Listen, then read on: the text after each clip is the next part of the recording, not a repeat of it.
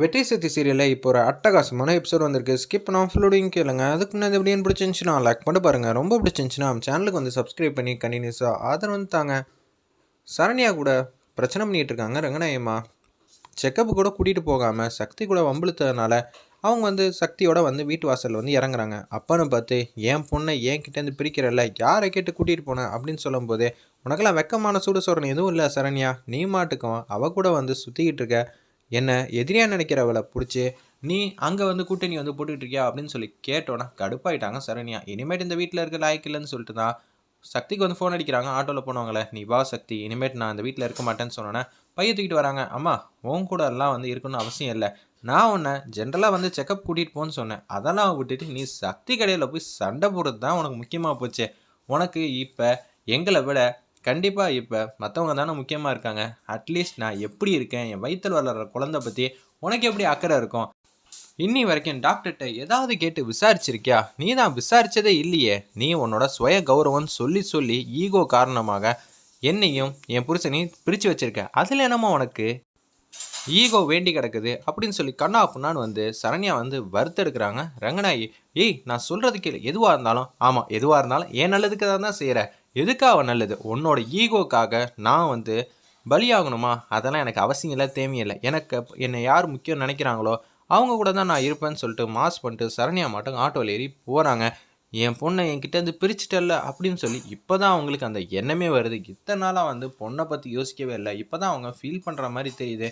ஐயோ, போகிற போக்கில் சரண்யா வந்து அத்தையை வந்து யோசிக்கிற மாதிரி வச்சுட்டு போயிட்டாலே, இது சரி வராதேங்கிற மாதிரி தான் பூஜா வந்து திங்க் பண்ணுறாங்க அந்த இடத்துல. அப்போன்னு பார்த்து வீட்டுக்கு வந்துடுறாங்க. டாக்டர்கிட்ட நாளைக்கு என்ன ஏதுன்னு போய் கேட்க போகணும்ல அப்படின்னு சொல்லும்போது, அக்கா நாளைக்கு கடையில் மட்டும் நீ பார்த்துக்க.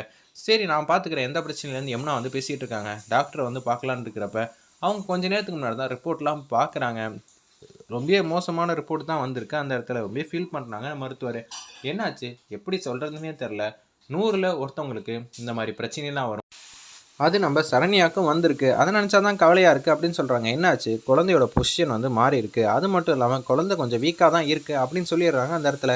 இதை கேட்டோன்னு வந்து பேரதிர்ச்சியாக வந்து இருக்காங்க. என்ன செய்யணும் எது செய்யணும்னு தெரியாமல், இது சரி செஞ்சிடலாம்ல, சீஃப் டாக்டர் எல்லாரையும் வந்து வர வைக்கணும், முன்னாடியே சரி செஞ்சுட்டா பிரச்சனை இருக்காது அப்படின்னு சொல்லி ரொம்ப வந்து யோசிச்சுட்டு இருக்காங்க அந்த இடத்துல. மருத்துவர்லேருந்து எல்லாம் கொஞ்சம் கவனமாக இருங்க, நல்ல ஹெல்த்தியான சாப்பாடு வந்து சாப்பிடுங்க, ட்ரீட்மெண்ட்டுக்கு ஏற்ற மாதிரி உங்கள் உடம்பு வந்து ஒத்துழைக்கணும்ல, அதுக்காக தான் சொல்கிறேன்னொன்னே, சரி சக்தி வா, நான் கவலையெல்லாம் பண்ணல, என்னை சுற்றி பாசிட்டிவாக வந்து என்னை பற்றி கவலைப்படுறதுக்கு இத்தனை பேர் இருக்கீங்களே, அப்புறம் எதுக்கு நான் கவலைப்படணும் அப்படின்னு சொல்லும்போது யோசிச்சுட்டே இருக்காங்க சக்தி. அண்ணி இவ்வளோ பாசிட்டிவாக இருக்காங்க, சரி வாங்க வீட்டுக்கு போகலான்னு சொல்லிட்டு வீட்டுக்கு வந்து போயிட்டுருக்காங்க. ரங்கநாயம்மாவுக்கு அப்போ தான் பல்பு வந்து எரியுது. போகும்போது வந்து சரண்யா கேட்ட ஒவ்வொரு வார்த்தையும் அவங்க நெஞ்சை வந்து சுருக்கு சுருக்குன்னு குத்துது. இத்தனை நாளாக என் குழந்தைய பற்றி மருத்துவர்கிட்ட ஏதாவது ஒரு வார்த்தையாவது கேட்டியாம்மா, அன்பா பாசமா எப்படி இருக்குன்னு?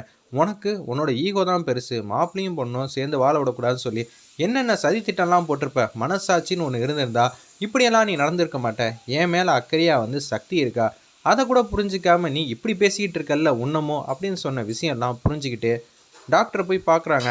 நான் சரண்யாவோட அம்மா, குழந்தை எப்படி இருக்குது? ஆமாங்க, நீங்கள் அம்மாவா? உங்களை கிட்ட வந்து சொல்லணும், நிறையாவே பொசிஷன் வந்து மாறி இருக்குது, அது மட்டும் இல்லாமல் ஏகப்பட்ட பிரச்சனை இருக்குது, காம்ப்ளிகேட்டாக தான் இருக்குது, சரண்யாவுக்கு கூட ஃப்யூச்சரில் வந்து இதை நினச்சி பிரச்சனையை கூட வரலாம் அப்படின்னு சொல்லும்போது, ஐயோ என் பொண்ணுக்கு இவ்வளோ பெரிய பிரச்சனையா, எவ்வளோ செலவானாலும் பரவாயில்ல.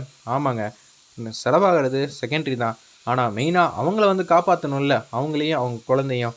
டாக்டர் இப்போ என்ன பண்ணலாம் அப்படின்னு சொல்லி கேட்குறாங்க அந்த இடத்துல.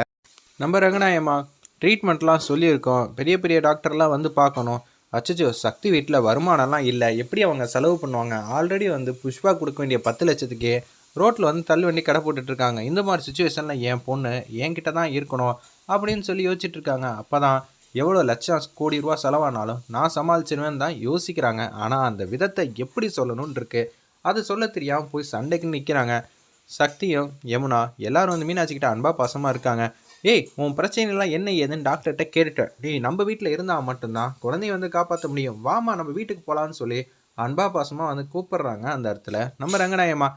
அதெல்லாம் வர முடியாதுமா, என்ன நினச்சிட்டு இருக்க? திடீர்னு இப்போ என்ன உன் குழந்தை மேலே பேத்தி மேலெலாம் பேர மேலெலாம் பாசம் வந்திருக்கு, என்ன விஷயம் அப்படின்னு சொல்லி கேட்கும்போதே, என்ன நான் கேட்டதுனால தானே உனக்கு தெரிஞ்சிச்சு, இதெல்லாம் இத்தனை நாளாக உனக்கு தெரியாமையே போயிடுச்சா? மீனாட்சி அம்மா வந்ததுலேருந்து குழந்தைய பற்றி 100 வாட்டியாவது விசாரிச்சிருப்பாங்க, ஆறுதல் வந்து சொன்னாங்க. நீ பணம் காசு வச்சுருந்தா மட்டும் பிரச்சனை இல்லைம்மா, ஆனால் அதை நல்ல விதத்தில் பயன்படுத்தணும். உன் புத்தியை சொல்கிறேன். நீ தான் வந்து கெட்டவங்களை தானே சுத்தமாக வந்து நம்புவ. ரெங்கநாயகி அம்மா வந்து முன்னாடி எப்படியெல்லாம் நல்லவங்களாம் இருந்தாங்க தெரியுமா? ஊருக்கு உபதேசம் பண்ணுறது, அவங்க ஏதாவது ஒரு முடிவு எடுத்தால் கரெக்டாக இருக்கணும். இப்போ எனக்கே வந்து உன்னை பற்றி எனக்கு பிடிக்கவே இல்லைம்மா அப்படின்னு மூஞ்சிக்கு நேராக பேசிடுறாங்க. அம்மா எது செஞ்சாலும் கரெக்டாக இருக்கும்னு சொல்லி கையை பிடிச்சி தரத்தனும் இழுக்க பார்க்குறாங்க. அந்த இடத்துல நம்ம ரங்கநாயகம்மா அப்பன்னு பார்த்து சக்தி வந்து வேணாம் அத்தை விடுங்க, இது எனக்கும் என் பொண்ணுக்கும் உள்ள ஒரு விஷயம். ட்ரீட்மெண்ட்டுக்கு என்ன செலவு பண்ணுற அளவுக்கு உங்களுக்கு நான் வசதியாக இருக்குது. பெரிய பெரிய சீஃப் டாக்டர்லாம் வரணுன்ட்டு இருக்காங்க. உங்களால் முடியுமா? அதுக்காக தான் என் பொண்ணை கூட்டிகிட்டு போக பார்க்குறேன்னு சொல்லி தரத்தனும் இழுக்க பார்த்தோன்னே சரண்யா வந்து கதறாங்க. சக்தி இவ்வளோ பெரிய அநியாயம் வந்து நடந்துகிட்டு இருக்கு, நீ எதுவும் கேட்க மாட்டியா அப்படின்னு சொன்னோன்னே கையை விடுங்க அத்தை அப்படின்னு சொல்லி விரட்டுன்னு வந்து ரங்கநாயகம்மா கையை பிடிச்சி உதறி விட்டுறாங்க. அந்த இடத்துல யாரு கையடி தூக்கி போட பார்த்த? நான் அவளோட அம்மா அப்படின்னு சொல்கிறாங்க. அது எல்லாம் உங்களுக்கு இப்போ தானே தெரியுது, இத்தனை நாளாக எங்கே போச்சு பாசம் அன்பு எதுவுமே காட்டாமல் தானே இருந்து அப்படின்னு சக்தி வந்து பாயிண்ட் மேலே பாயிண்டாக வந்து அடிக்கிறாங்க. அம்மாவுக்கும் பொண்ணுக்குள்ளே 1000 பிரச்சனை இருக்கும், அதெல்லாம் இல்லைன்னு ஆயிடுமா? இல்லைன்னு ஆகாது. ஆனால் நானும் எங்கள் அம்மா கூட எல்லாம் சண்டையெல்லாம் போட்டிருக்கேன். ஆனால் சமாதானம் பண்ணுறதுக்கு என்ன எதுவும் கேட்க வருவாங்க. நீங்கள் அப்படியா இத்தனை வருஷம் காட்டாத அன்பு பாசத்தை இன்றைக்கி வந்து காட்டுறேங்கிறீங்க.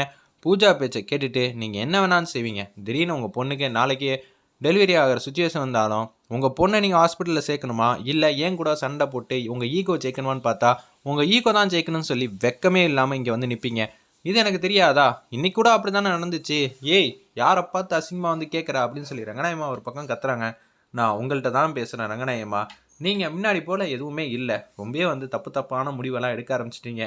உங்களுக்கு எங்களை அழிச்சா போதும், உங்கள் பொண்ணை கூட பார்த்துக்கக்கூடிய சக்தி இல்லாமல் இருக்கீங்க. அப்படி இருக்கும்போது உங்கள் பொண்ணை எப்படி பார்த்துக்கணும் எனக்கு நல்லாவே தெரியும் அப்படின்னு சொல்லி மாஸ் பண்ணுறாங்க. அந்த இடத்துல நம்ம சக்தி. வெயிட் பண்ணி பார்ப்போம்.